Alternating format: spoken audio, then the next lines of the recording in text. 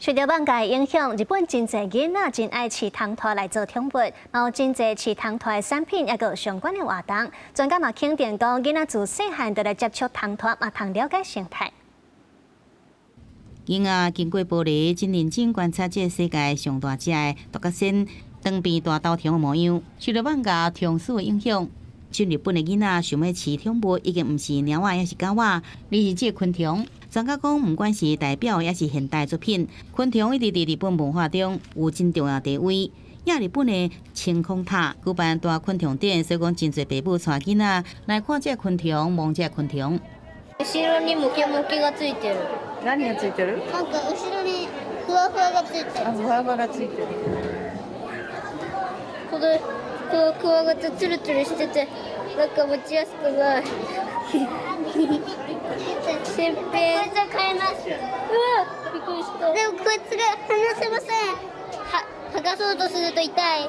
参加展览的工作人员讲，日本人爱黑金菇，闪闪细细的光，也是细细啊叫的声音。也若长背大条虫，是因为外表真霸气，气力阁大，伊的背甲也说是环境变化改变色地，这特点互长背大条虫真受到日本人的喜爱。虽然长背大条虫的外表像铁甲相款，不过伊的性格是真温和，而且饲起来也无贵。饲的所在只需要含有湿温暖土的，用爬来爬去的箱仔就用的。囡仔遮除了有专门为昆虫设计的粉油食品，也有卖真罕的昆虫，一只要2万块入票，大约是4000块台票。これから昆虫がどんどん世の中少なくなってきたって言われてるんで、昆虫がなかったら食料問題とかそういうのも影響してくるんでですね。今小さいうちから昆虫嫌いにならないようにして触ってもらって楽しんでます。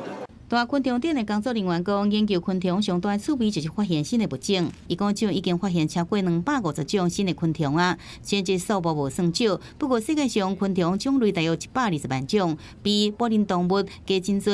所以讲，要更加多昆虫等待互人类来发现。公视新闻新闻配编译。